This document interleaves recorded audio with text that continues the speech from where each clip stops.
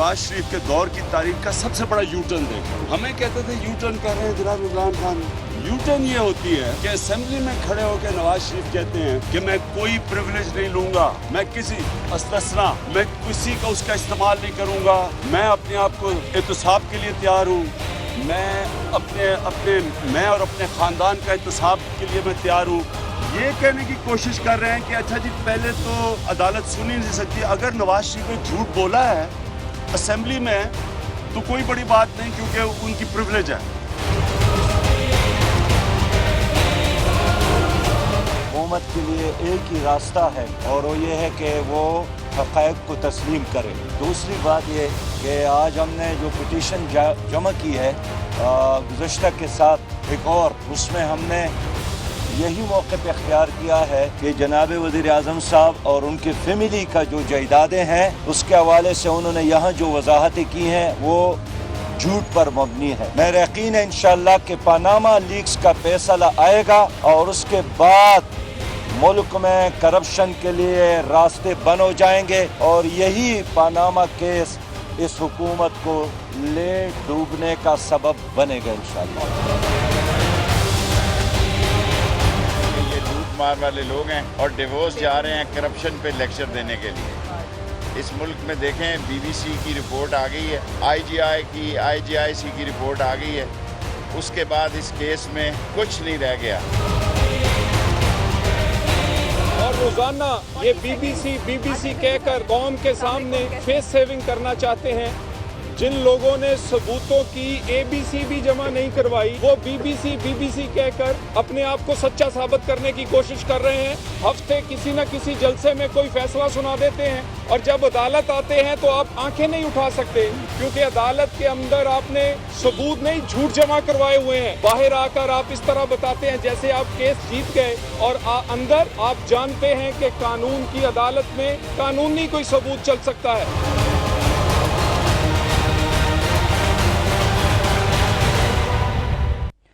बिस्मिल्लाहिर्रहमानिर्रहीम, अस्सलाम वालेकुम नाज़रीन, आप देख रहे हैं 92@8 विद सादिया अफजाल। नाज़रीन, पनामा केस की नवी समाअत आज सुप्रीम कोर्ट में हुई। ये समाअत जारी है, रोज़ाना की बुनियाद पर ये जो लार्जर बेंच है इसकी हेयरिंग कर रहा है। वज़ीर आज़म के वकील मखदूम अली ख़ान ने आज अपने दलाइल जो हैं वो जारी रखे हैं। आज बड़ा इंटरेस्टिंग मामला जो है, बड़ी दिलचस्प जो दलाइल दिए गए हैं मखदूम अली ख़ान साहब की जानिब से वो सुनने को मिले हैं, जहाँ पर 62 और 63 का बड़ा जिक्र है। आइन के ये 2 आर्टिकल्स पर बड़ी बात की जाती है जिसके तहत किसी भी मेंबर मजलिस शूरा को नाअहल करार दिया जा सकता है। और आज जिसको बुनियाद बनाते हुए जमात इस्लामी ने वज़ीर आज़म को फ़रीक बनाकर एक नई दरख्वास्त भी दायर कर दी है कि वज़ीर आज़म साहब जो हैं वो अब सादिक और अमीन नहीं रहे हैं। उनके जो तकरीर थी उसमें तज़ाद है जो पार्लियामान में कही और जो उनके वकील जो हैं सुप्रीम कोर्ट में कह रहे हैं, तो उसकी बुनियाद पर उन्हें नाअहल करार दिया जाए। जहां पर इन 2 आर्टिकल्स का आज तस्करा रहा, वहीं पर आर्टिकल 66 के भी चर्चे आज हमने सुने हैं। आर्टिकल 66 है क्या, ज़रा आपको ये भी बताते हैं। प्रिविलेजेस ऑफ मेंबर्स इसमें उसका जिक्र किया जाता है और ये कहता है कि जी subject to the constitution and to the rules of procedure of Majlis Shura parliament there shall be freedom of speech in Majlis Shura and no member shall be liable to any proceedings in any court in respect of anything said or any vote given by him in Majlis Shura, and no person shall be so liable in respect of the publication by or under the authority of Majlis Shura of any report, paper, votes or proceedings। और आगे चल के इसमें जो इख्तियारात हैं, जो privileges हैं, जो इम्यूनिटीज़ हासिल होती हैं उसका जिक्र किया जाता है। तो इसका जिक्र कैसे हुआ, मखदूम अली ख़ान साहब ने ये बात की है और उसके बाद वज़ीर आज़म के वकील जो तर्जुमान हैं मुसद्दिक मलिक साहब, उनकी जानिब से भी एक बयान आया है और वो ये कहते हैं कि आइन के मुताबिक सुप्रीम कोर्ट पार्लियामेंट की कार्रवाई में मुदाखलत नहीं कर सकती है। और यही मौक़िफ़ आज वज़ीर आज़म के वकील ने सुप्रीम कोर्ट में भी अपनाया है कि जो वज़ीर आज़म ने पार्लियामान के अंदर बात की थी उसको जो है वो हमें आज़ादी इज़हार राय के ज़ुमरे में लेना चाहिए। और इस पर जो सुप्रीम कोर्ट की तरफ से रिमार्क्स आए वो भी बड़े इंटरेस्टिंग हैं कि उसमें कहा गया कि जी पहले तो आपने कहा था कि कोई गलत बयानी नहीं की वज़ीर आज़म ने, और अब आप ये कह रहे हैं कि अगर गलत बयानी की भी है तो वज़ीर आज़म को इस्तिस्ना हासिल है। तो ये बड़ा दिलचस्प मोड़ जो है आज हमने दलाइल के अंदर देखा है। इस हवाले से आज थोड़ी तफसीलन बात करेंगे। और ये मामला वाकई में जिस तरीके से इमरान खान साहब कह रहे हैं कि अब यू टर्न हुकूमत ले चुकी है और ज़्यादा वाजे होता चला जा रहा है? क्या ये वाकई इतना सिंपल मामला है या टेक्निकल ग्राउंड पे अगर देखा जाए तो ये मामला तूल पकड़ सकता है? मेहमानों का आपसे तारुफ करवा दूं, हमारे साथ इस्लामाबाद स्टूडियोज़ में फैसल करीम कुंडी साहब मौजूद हैं, साबिक डिप्टी स्पीकर हैं नेशनल असम्बली के, पाकिस्तान पीपल्स पार्टी के सीनियर रहनुमा, बहुत शुक्रिया आपकी तशरीफ आवरी का। सेनेटर शाही सैयद साहब हमारे साथ मौजूद हैं, अवामी नेशनल पार्टी के सीनियर रहनुमा हैं, बहुत शुक्रिया आपकी तशरीफ आवरी का भी। सेनेटर मीर हासिल बिजेंजो साहब हमें कराची से ज्वाइन कर रहे हैं, federal minister for ports and shipping, आपको भी प्रोग्राम में खुशामदीद कहते हैं। और हामिद खान साहब लाहौर में हमारे साथ मौजूद हैं, पाकिस्तान तहरीक इंसाफ के सीनियर रहनुमा हैं। नईम बुखारी साहब से पहले कोर्ट के अंदर जो है वो पाकिस्तान तहरीक इंसाफ की तरफ से वकील भी थे। आज इस हवाले से उनसे बात करते हैं। हामिद खान साहब, सबसे पहले तो मैं आप ही से आगाज़ करना चाहूँगी, ये जो 66 का मामला आज मखदूम अली खान साहब ने उठाया है और जो उसके हक में दलाइल दिए हैं और ये कह दिया है कि पार्लियामान की कार्रवाई थी और अदालत उसमें इंटरफेयर नहीं कर सकती या इस पर बात नहीं की जा सकती। पिछले हफ्ते भी हमने देखा था थर्सडे वाली समाअत के अंदर, उसमें भी मेंटेनेबिलिटी का सवाल जो है वो रेस कर दिया गया था। कितना वजन देख रहे हैं इस आर्टिकल 66 के हक में जो दलाइल आज दिए गए? देखिए सादी अफजाल साहबा, शायद आपको बताया नहीं किसी ने जिन्होंने मुझसे बात की थी कि मैं पनामा केस के अदालती मामलात में बिल्कुल कमेंट नहीं करूंगा। इसीलिए तो मैं केस से अलग हुआ हूं। अच्छा। क्योंकि ये मीडिया ट्रायल शुरू हो गया है, यहाँ फैसले अदालत में जो बहस होती है उससे ज़्यादा बहस बाहर होनी शुरू हो गई।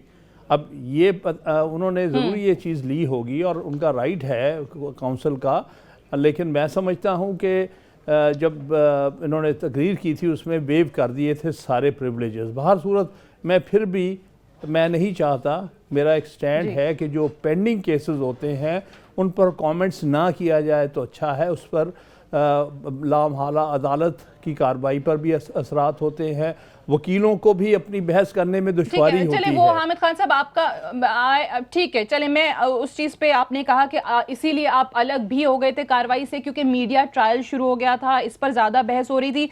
लेकिन ऑन द अदर हैंड आपके एक एक्सपर्ट ओपिनियन भी है, आप जिस तरीके से आइन को और कानून को समझते हैं उस पर आपका तज्जिया तो होगा ना कुछ कि ये जो मामला उठाया जा रहा है, आपको क्या लग रहा है कि एक तरफ से हमें कहा जाता है कि जी वाजे कर दिया है, सबूत भी आ गए, और आज ये जो 66 की बात कर दी है उस पे आपका तज्जिया है क्या? देखिए, जो आज़ादी इजहार राय और पार्लियामान की कार्रवाई और अदालत को अलग अगर ये सवाल एकेडमिकली पूछा जाता तो शायद मैं इसका जवाब, लेकिन चूंकि ये पेंडिंग मैटर है, इस पर बहस जारी है, इस पर फैसला आना है, लिहाजा बेहतर है कि मैं ना कमेंट करूं। ठीक है, ओके, चलें। मैं बिजेंजो साहब की तरफ जाती हूँ। बिजेंजो साहब आप बताइएगा, चलें हामिद खान साहब ने तो कहा कि अदालती मामला है, लेकिन उसके साथ साथ ये एक सियासी मामला भी हमें नज़र आ रहा है और पाकिस्तान तहरीक इंसाफ भी और पाकिस्तान मुस्लिम लीग नवाज भी कहते हैं कि जी इस पर सियासत हो रही है, पीपल्स पार्टी का भी एक मौक़िफ़ आता है। लेकिन अगर आप देखें कि जिस तरीके से इस पर दलाइल दिए जा रहे हैं और जिस अंदाज में ये मामला जा रहा है, और आज जो तकरीर को ज़ेर बहस लाकर कहा गया कि मुतज़ाद बयानात आए हैं, आप उस पर क्या कहेंगे? जो 66 की बात है कि पार्लियामान में अगर वज़ीर आज़म साहब ने एक बयान दिया है तो क्या वाकई में उसको अलग कर दिया जाए अदालती कार्रवाई से, उस पर बात ही नहीं हो सकती? सादी, अभी एक बात जो है मैं तो बहुत शुरू से कह रहा हूं कि जहां तक पनामा का केस जब से शुरू हुआ है उसमें क्लेम्स पे क्लेम आ रहे हैं, चाहे मुस्लिम लीग के हों या पीटीआई के हों। मुस्लिम लीग वालों को ऐसा लगता है कि उनको जल्द से जल्द जो है किसके सुप्रीम कोर्ट के सामने नवाज शरीफ को इस केस से निकालना है, और पीटीआई ऐसा लगता है कि वो कहता है बस फैसला हो गया अब वो चला जाए। देखिए, इस तरह नहीं होता। वो एक कोर्ट है, एक अदालत है। अगर हम जजेस के रिमार्क्स पे चले जाए तो फैसले तो फिर हम लोग करेंगे, क्योंकि अगर एक जज ने एक ऐसी रिमार्क्स दी जो पीटीआई के हक में गई तो वो बगले बजाना शुरू कर देते। अगर वो मुस्लिम लीग नून के हक में गई तो वो बगले बजाना शुरू कर देते। पहली तो बात यह है कि हमें थोड़ा रिस्ट्रेन करना चाहिए, थोड़ा सब्र करना चाहिए, चाहे मीडिया हो, पॉलिटिकल पार्टीज हो, कि अगर एक फैसला है उस फैसले को आने दें। उस फैसले पे हमारी इन बातों पे अदालत पे कोई असर नहीं पड़ेगा। अदालत हमारी बातें सुनता भी नहीं है, वो सारा दिन बैठ के कोई काम नहीं है, सारा हमारा टॉक शो सुनोगे। तो मेरी गुजारिश ये है कि शुरू से कि मगर ये जो दूसरी बात जो मुझे नजर आ रही है, मेरा अपना एक ओपिनियन शुरू से है, बिल्कुल वो गूफ वाला ओपिनियन है, उसका कानून से कोई ताल्लुक नहीं है। कि मैं समझता हूं कि अल्टीमेटली ये किसी कमीशन वमीशन पे चले जाएंगे। मुझे इसका कोई कंक्रीट इमीडिएट रिजल्ट जो है नजर नहीं आता। ठीक है, अच्छा कमीशन आपको नजर आता है।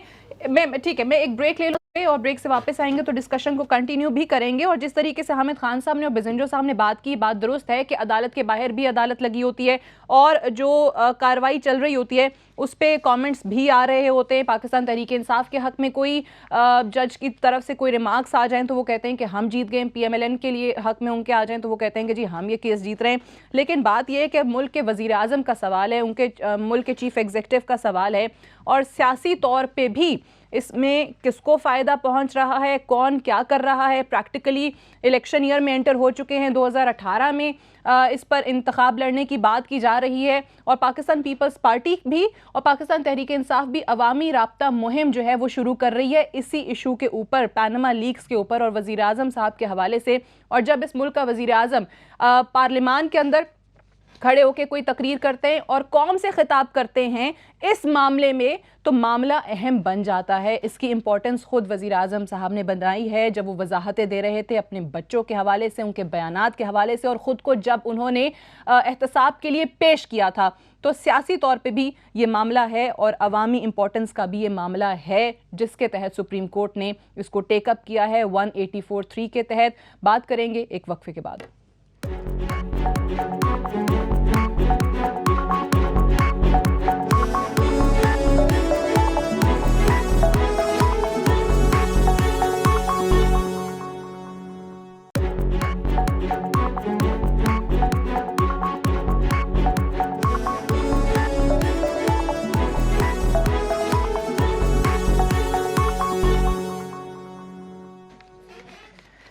जी वेलकम बैक प्रोग्राम में एक बार फिर से खुश आमदीद। कुंडी साहब, बिजेंजो साहब ने भी कह दिया जिस तरीके से उन्होंने कहा कि जी अदालत के बाहर भी अदालत लगी हुई होती है और यहाँ पे भी कमेंट्स हो रहे होते हैं और हामिद खान साहब भी इस पे बात करने को तैयार नहीं है। लेकिन आपकी नज़र में जो आज भी पीपल्स पार्टी का स्टैंस है वही आपको नज़र आया आर्टिकल 66 के हवाले से, उसके हक में जो आज दलाइल दिए गए हैं, आप लोग आज भी यही समझ रहे हैं कि कुछ नहीं निकलना?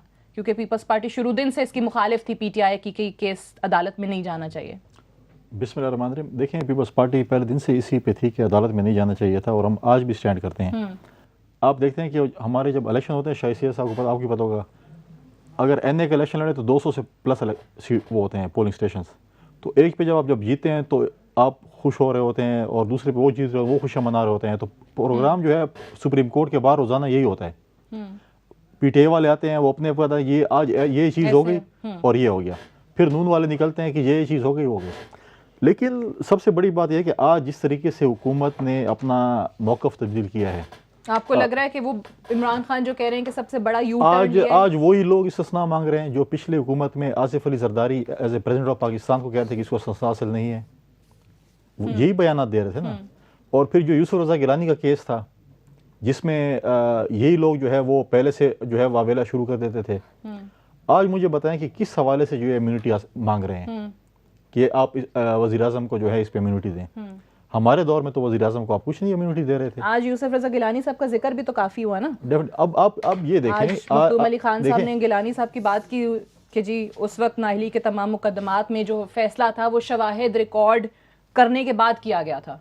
आज ये कहा गिलानी साहब के हवाले से। देखें, जो भी था, हमारे जो प्राइम मिनिस्टर थे वो हर पेशी पे हाजिर होते थे। मुझे नहीं लगता कि आज सुप्रीम कोर्ट इनको बुलाया और इनका वज़ीर आज़म कहीं जाएगा उस पेशी पे, नहीं जाएगा, डेफिनेट नहीं जाएगा और वो इम्यूनिटी हासिल। अब मुझे बताएं कि एक शख्स, हम डिफेंड करते हैं पार्लियामेंटेरियंस जो होते हैं कि जी हमारा जो इदारा है वो मतलब एक बड़ा मजबूत इदारा है और एक सुप्रीम इदारों में से इदारा है। आज वही आप वज़ीर आज़म साहब कहते हैं कि मैं तो वहाँ पे सियासी बयान दे दिया। आप पार्लियामेंट के फ्लोर पे खड़े होके, आप अल्लाह ताला के नामों के नीचे खड़े होके आप कह रहे हैं कि मैंने एक सियासी बयान दे दिया है। आप वहाँ पर मजाक करें लोगों के साथ। ये देखें, आपने अपने इंस्टीट्यूशन का मजाक उड़ाया कि मैंने पार्लियामेंट के फ्लोर पे खड़े होकर ये चीज़ की है, तो बाकी आपके वज़रा और जो स्पीच कर रहे हैं मामला ये शायद से सब मामला यही है। ठीक है, हामिद खान साहब की बात भी अपनी जगह दुरुस्त है कि सब जुडिस मामला है। बिजेंजो साहब भी कह रहे हैं कि अदालत में चल रहा है। लेकिन जब इस मुल्क के चीफ एग्जीक्यूटिव की बात होती है तो जो इन्होंने कहा कि आप लोग पार्लियामान की बात करते हैं, पार्लियामान के मोतबर होने की बात करते हैं, तो वहाँ पर दिए गए एक बयान को उनका वकील कहता है वो सियासी बयान था। वजीर आजम साहब on the floor of the house कहते हैं कि हमारे पास तमाम दस्तावेजात रिकॉर्ड मौजूद है, वहाँ वो कहते हैं कि जी कोई दस्तावेजात मौजूद नहीं है, और आज इस्तिस्ना वाला मामला टेकअप करके। सबसे पहले तो मैं आपका शुक्रिया अदा करता हूँ, सुनने देखने वालों को सलाम पेश करता हूँ। मैं ये समझता हूँ कि पानामा पहले दिन पे हमने कहा था कि इससे मिलना कुछ भी नहीं है। बुनियादी चीज़ ये कि पानामा में 248 लोग पहले देश में थे, बाकी तो 600-700 हो गए। 248 में एक सियासतदान एक दूसरे को तजलील कर रहा है और ख्वार कर रहा है। जो लोग चाहते हैं कि सियासतदान जलील हो, रसवा हो, वो काम हो रहा है। एक कौन चाहता है? बाद में बता दूँ, आखिर में बता दें कौन चाहता है सियासतदान। दूसरी बात है कि इमरान खान हर वो काम कर रहा है कि नवाज शरीफ के लिए उनके अपने वज़रा भी नहीं कर रहे, वो उनको मजबूत कर रहे हैं। और इसलिए इसको मजबूत कर रहा है कि जब हमारे और सब अपोजिशन का ये ख्याल रखे इनको कोर्टों में न जाए, उनका क्लीन चिट उसको मिलेगा। और फिर आप क्या करोगे? अदालत के बाद सुप्रीम कोर्ट जहाँ पे अभी हम बैठे हुए हैं, इसके बाद तो फिर हमारे पास कुछ नहीं बचा ना। क्लीन चिट अगर उसने बोल दिया तो फिर तो हो गया। लिहाजा इसलिए हम चाहते हैं कि भैया पार्लियामेंट में आ जाए, पार्लियामेंट भी इस चीज़ को डिस्कस करें और हम इसके लिए TOR बनाते हैं, कोई हल निकालते हैं। हामिद खान साहब में नहीं, मेरी बात सुने आप, ठीक है, आप बाकी ऑपोजिशन पार्टीज को कहते हैं पार्लियामान में आ जाएं, वजीर आजम साहब उनकी पार्टी भी बारहा यही कहती है, बट मामला ये है कि पार्लियामान में चीफ एग्जीक्यूटिव जो बात करते हैं वो उसको इतनी इंपॉर्टेंस ही नहीं दी जा रही। वो कहते हैं कि जी अच्छा ठीक है, सियासी बयान दे दिया सो मैं उधर आ रहा हूँ।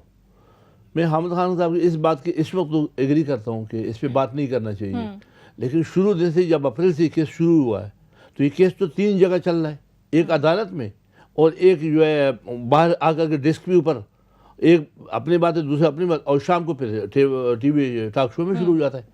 तो ये चीज़ें तो पहले हाईलाइट करना चाहिए, ये पहले हमें रोकना चाहिए। हम जब TOR नहीं बना सके इसका मतलब है कि हम लोग एहतसाब नहीं चाहते। एक और जो अहम चीज़ जो मैं समझता हूँ, चोर का क्या एहतसाब करेगा? जिसको भी चेक करो, अभी जो 62-63 की बात आ रही है, तो मुझे पता कि 62-63 अगर लागू हो जाएगा तो पार्लियामेंट खाली हो जाएगा। तो वो तो इमरान खान साहब ने भी कहा था ना कि अच्छा है लगा दें, 62-63 लागू कर दें, कोई बचे ना बचे मुल्क तो बच जाएगा। बात सुनो, वो कहने की बात है, सबसे पहले तो वो उसके ऊपर लागू कर दो, कर दें, उनका तो कहानी खत्म है। फिर तो कहानी खत्म हो गई। वो इस चीज को नहीं कहता है, वो बोलता है कि मैंने जो ऑफशोर अकाउंट खोला है ना 1973 में, उस वक्त आज पाकिस्तान के 99% लोगों को पता नहीं कि ऑफशोर होता क्या है। इमरान खान ने तो 1983 में ऑफशोर अकाउंट खोला है। जब उसने खोला है तो बोला मैंने टैक्स बचाया, जब उसने खोला है तो गुनाह कर दिया, वो चोर है। चले अच्छा मैं हामिद खान साहब चले केस की आप उस पे नहीं कमेंट करना चाह रहे, बात को पकड़ते हो तो एक लीडर को भी जब आप अपने ऑफशोर अकाउंट पड़े हुए और तू जाके किसी भी तनकीद करते हो और तुम ट्वीट चलाते हो कि ऑफशोर अकाउंट 2 पर्पस के लिए खुलता है, या पैसा चोरी करने के लिए या काला पैसा छुपाने के लिए, तो फिर आप अपने हिसाब से दे दो। ठीक है हामिद खान साहब, लेकिन ये वाली जो बात की है इन्होंने कि चोर का हिसाब कैसे कर सकता है, एहतसाब जो है ये एक ऐसा वर्ड है हमारे मुल्क में हम इसका बहुत इस्तेमाल कर रहे हैं। आजकल सब नारे लगाते हैं एहतसाब होगा, एहतसाब के लिए पेश करते हैं, लेकिन होता हुआ कभी नजर नहीं आया है। क्या देख रहे हैं आगे केस के हवाले से नहीं तो ओवरऑल जो निज़ाम चल रहा है, जो इदारे आपके काम कर रहे हैं, जो कि शायद जो लोग मुलव्विस हैं या जो मुल्जिम हैं उनको नोटिसेस भी तहरीकें चला के और धरने दे के और एहतजाज करके दिलवाने पड़ते हैं, तो ऐसे कैसे निज़ाम चलेगा? यही तो दुश्वारी है, क्योंकि बहुत अरसे से इस मुल्क में वो लोग हुक्मरान रहे हैं जिनके ख़िलाफ़ करप्शन के इल्ज़ामात हैं, जिसको वो बाज़ औक़ात डिनाई भी नहीं करते।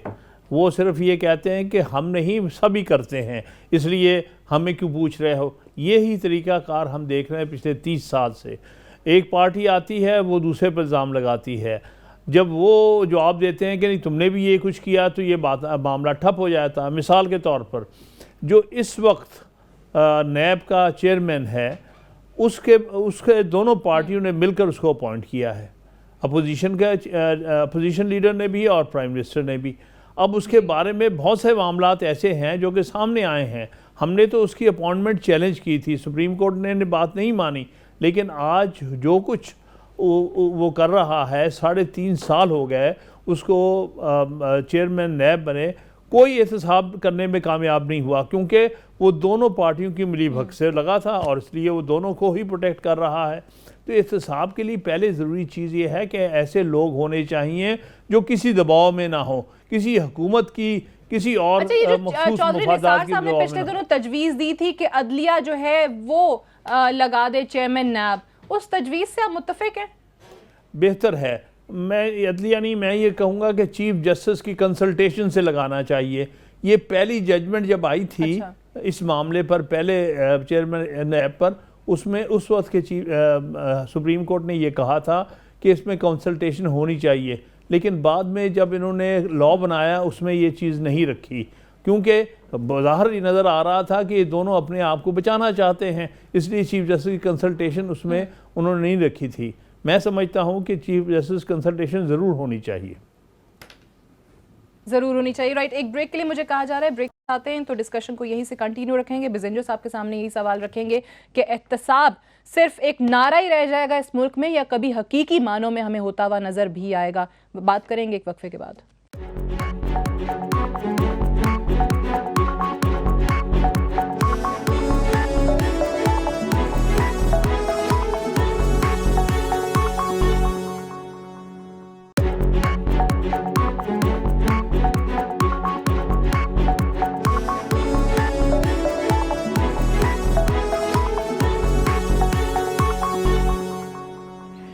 जी वेलकम बैक प्रोग्राम में एक बार फिर से खुश आमदीद। बिजेंजर साहब, एहतसाब की जो हम बात कर रहे थे कि नारा हर कोई लगाता है, क्लेम सब लोग करते हैं, दावे भी ये किए गए कि जी हम एहतसाब करेंगे, हम खुद को भी पेश करेंगे, लेकिन ये जहाँ पर मॉरल्स हैं, एथिक्स हैं, इखलाकियात हैं, उन ममालिक में तो हमने देख लिया इस्तीफ़े भी आ गए, इन्वेस्टिगेशंस का आगाज़ भी हो गया। हमारे यहाँ ये होता तो शायद इस मामले के लिए एहतजाज करने की या सड़कों पे आने की या सुप्रीम कोर्ट भी ले जाने की ज़रूरत नहीं पड़ती, खुद से ही कुछ ना कुछ इस पर हो जाता जब तक कि तहकीकात सामने नहीं आती। तो ये तमाम चीज़ें देखते हुए आपको लग रहा है कि वाकई एहतसाब इस मुल्क में कभी भी किसी का भी, किसी सियासतदान का, चाहे उसका ताल्लुक किसी भी सियासी जमात से हो या कोई ब्यूरोक्रेट हो या कोई जर्नैल हो, जो मर्जी हो, कि उसका कभी हो पाएगा मुमकिन? सदैव देखिए, मैं खुद इस एहतसाब जो है, जो तरीक़ेकार है, मैं तो शुरू से जो है इसका क्रिटिक रहा हूँ। ये बिल्कुल वही कंटिन्यूटी है जो मुशर्रफ के ज़माने में शुरू हुआ, और उसमें ये था कि, बल्कि मुझे याद है कि मुझे जब अखबार वालों ने पूछा, बड़ा उस दिन हेडलाइन बना था कि इस एहतसाब के मुतल्लिक़ आप क्या कहते हैं, तो मैंने कहा ये अगवा बर तावान है कि आप किसी आदमी को गिरफ्तार कर लें, फिर उससे बारगेन करके फिर उसको छोड़ दें। और ये मैं समझता हूँ कि इसमें एहतसाब के जो चेयरमैन है या इदारे का, उसका कितना कसूर है नहीं है, उसमें ज़्यादा कसूर हमारा है। मेरे हिसाब से तो पार्लियामेंटेरियन को एहतसाब में आना ही नहीं चाहिए। ज़रा मेरी बात पूरी सुन लेना, क्योंकि दुनिया में जो पार्लियामेंट्स हैं उनके अपने अंदर उनको ज़रूरत नहीं पड़ती है कि कोई बाहर का इदारा आके जो है पार्लियामेंटेरियन का एहतसाब करे, चाहे वो वज़ीर आज़म हो, चाहे सदर हो, चाहे कौमी असम्बली के मेंबर हो या सेनेट के हो। आपके अंदर अपनी एथिक कमेटी होती है दुनिया में, कि वो एथिक कमेटी अपनी पार्लियामेंटेरियन का खुद ही क्या करती है, एहतसाब करती है। और ख़ासकर अगर आप अमेरिकन कांग्रेस या सेनेट पे चले जाएं, उनकी जो एथिक कमेटी है वो यहाँ तक गया है कि उन्होंने वहाँ के मेंबरों को डिसीट किया गया। एक मेंबर ने एक तकरीर की और जो एथिक्स कमेटी थी उसको शक हुआ इस पर कि ये आदमी ने ये तकरीर क्यों की है। जब उन्होंने एक पूरी इसकी इन्वेस्टिगेशन की तो मालूम हुआ कि इस मेंबर ने फलाना मल्टाई कंपनी के कहने पे पार्लियामेंट में आके स्पीच की है। तो उससे जब पूरी इन्वेस्टिगेट की गई तो उसमें ब्राइब जाहिर हुआ और उस आदमी को डिसीट किया गया किससे, कांग्रेस से। तो मेरी राय ये है कि पहले तो पार्लियामेंट के अंदर रजा साहब ने एक इनिशिएटिव लिया है किसका, एथिक्स कमेटी का। मैं कहता हूँ पार्लियामेंट सर आपकी बात बिल्कुल दुरुस्त है, लेकिन वो एक आइडियल सिचुएशन जहां मॉरल्स एथिक्स हैं, आप बिल्कुल सही बात कर रहे हैं कि फिर होनी नहीं चाहिए। वो तरीकाकार जो आप बता रहे हैं वही राइज होना चाहिए। But this is Pakistan, we are talking about हमारी पार्लियामान में। जी फरमाइए फरमाइए। क्यों पाकिस्तान कोई अच्छा मुल्क नहीं बन सकता? आपने तय क्या है? सर बिल्कुल बन सकता है, लेकिन वही तो बात मैं कर रही हूँ कि पार्लियामान में जब चीफ एग्जीक्यूटिव के बयान को सियासी बयान कह दिया जाता है। फिर मेरी बात आप मुकम्मिल करने दे। देखिए, मैं फिर वही बात आती है जो शुरू में मैंने की। आपने 63 खुद एक्सप्लेन किया शुरू में, आपके प्रोग्राम में इंट्रो में आपने क्या नहीं किया। अब इसको आप क्यों फैसला कर रही हैं? आपको ये फैसला करने का हक किसने दिया है कि जो सर मैं तो नहीं फैसला कर रही, मैं तो आपसे पूछ रही हूँ। नहीं मैं तो आपसे पूछ रही हूँ सर कि आप सिर्फ सियासी बात मैं कर रही हूँ, मैं तो कानूनी बात ही नहीं कर रही। मैं तो कह रही हूँ कि चीफ एग्जीक्यूटिव के तकरीर को सियासी बयान कह दिया जाता है। एक केस को लेके आप कैसे, एक केस को लेके केस के अपने मेरिट्स डीमेरिट्स होते हैं, उस पे मैं और आप जो डिस्कशन कर रहे हैं, मैंने शुरू में कहा कि ये डिस्कशन बनता नहीं है, हम जितना कर लें। अब उसने कहा कि जी ये मैंने जो पार्लियामेंट में बात की ये सियासी फैसला है, ठीक है, वो मेरे सियासी स्टेटमेंट था। अगर वो सियासी स्टेटमेंट के हवाले से अगर फैसला आपको करना है तो मुझे करना है, तो हम और आप आज बैठ के करते हैं। अगर ये फैसला भी अदालत को करना है, अगर वजीर आजम ने गलत बोला है, ये फैसला अदालत के पास है, उसने सही बोला है। मैं आपसे एक सवाल कर लूं, अगर आप इजाजत दे तो, अगर आप इजाजत दें तो मैं आपसे एक सवाल कर लूं।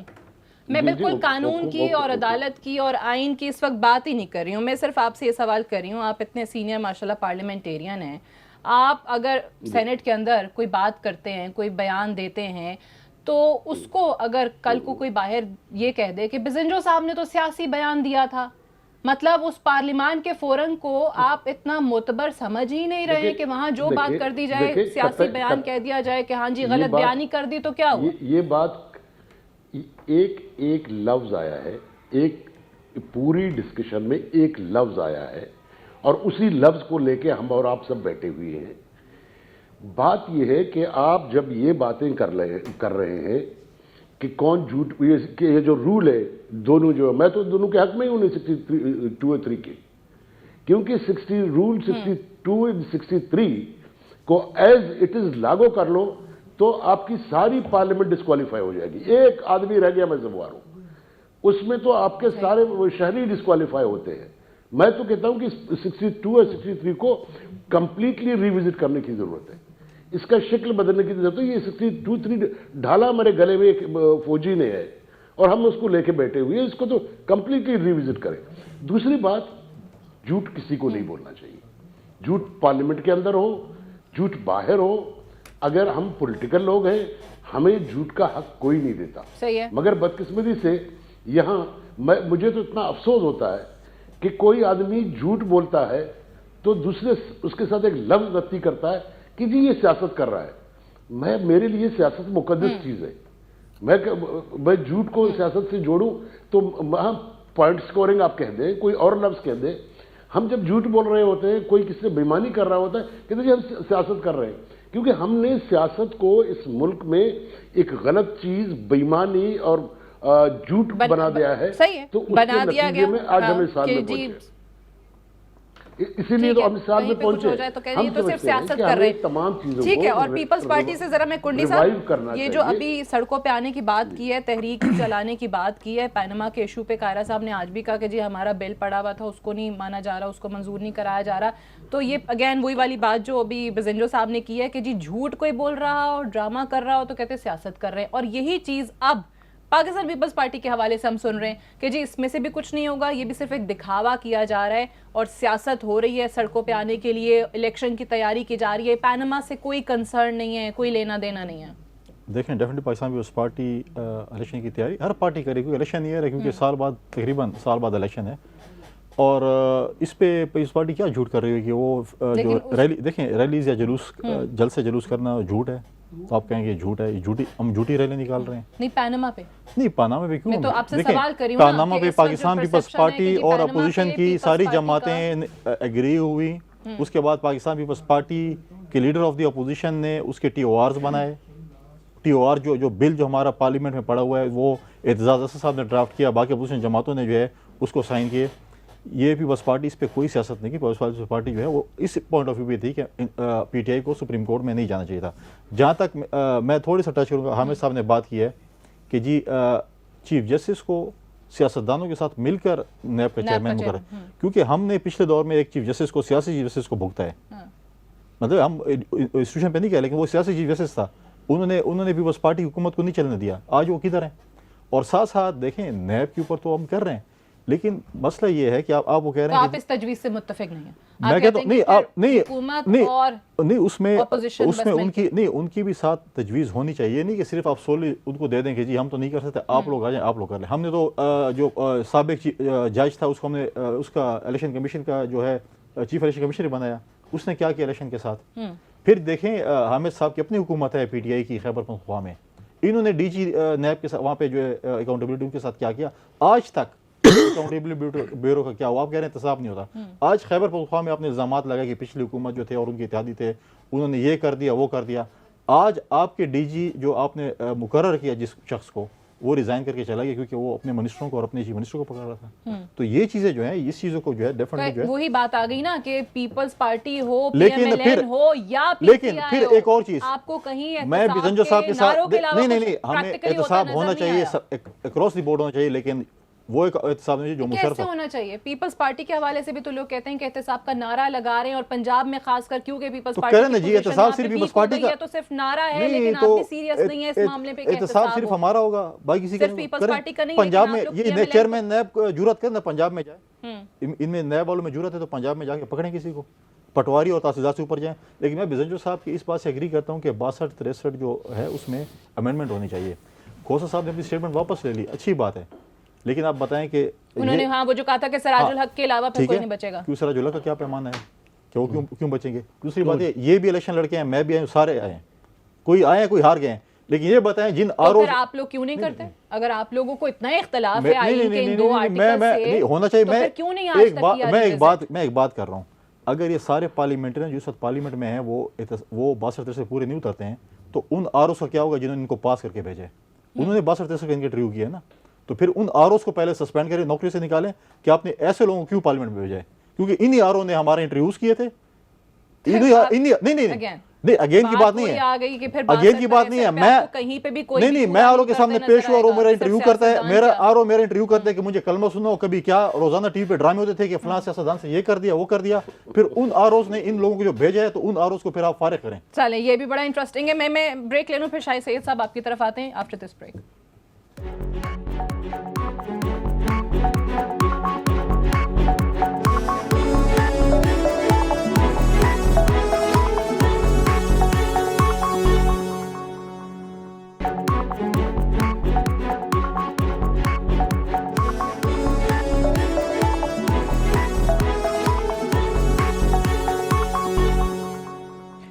जी वेलकम बैक। ब्रेक पे जाने से पहले एहतसाब के हवाले से जो बात कर रहे थे शाहिद सैयद साहब, ब्रेक में भी कह रहे थे कि होना नहीं है, कोई संजीदा नजर नहीं आ रहा। तो अभी ये तमाम चीजें जो पनामा को फोकस करके दावे किए जा रहे हैं, या सियासतदान तहरीक चलाने की बात करें, सड़कों पे आने की बात करें, 2018 का इलेक्शन आपको नजर आ रहा है और कुछ नहीं। इलेक्शन कब हो कब ना हो, लेकिन ये कि जो इस वक्त पनामा भी इस पर सिर्फ सियासत हो रहा है, ना लोगों को गरीब से कोई वास्ता है, ना कोई गरीब के लिए सोचना है, ना कोई कानून साजी कर रहे हैं, ना इम्प्लीमेंटेशन करना है, सिर्फ टाइम पास करना है, इलेक्शन की तैयारी करनी है।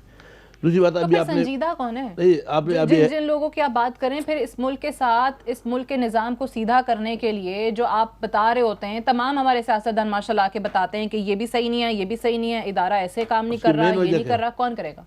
सही कौन करेगा? करना तो सियासतदान है, और हमने पार्लियामेंट में करना है। बदकिस्मती से आपके इदारे तबाह है। मैं अभी आपको बोलूँ कि हर आदमी ये क्यों नहीं कर रहा फिर पार्लियामेंट? अभी 62-63 की बात हो रही थी, क्यों नहीं फिर रिविजिट किया? अगर हर आदमी ये चाहता है, हर आदमी ये चाहता है कि एहतसाब किसी और को मेरा ना हो। अभी आप अखलाकियात की बात करते हो, अगर मैं सुबह से लेकर शाम तक लोगों पे झूठ और नारवा बोलता रहूं, लेकिन मेरे पे ना बोलो, तो ये वो चीज़ है कि वन साइड अखलाकियात भी नहीं चलेगा, अखलाकियात हर तरफ हो। अगर आदमी सुबह से लेकर शाम तक झूठ बोलता रहता है, हमने इधर बड़े जख्म का है, हमने यहाँ शुहदा हमारे दिए, हमारे 1200 लोग शहीद हुए इस सच बोलने पे कि जिहादी फसाद है, तो ये किसने करवाया?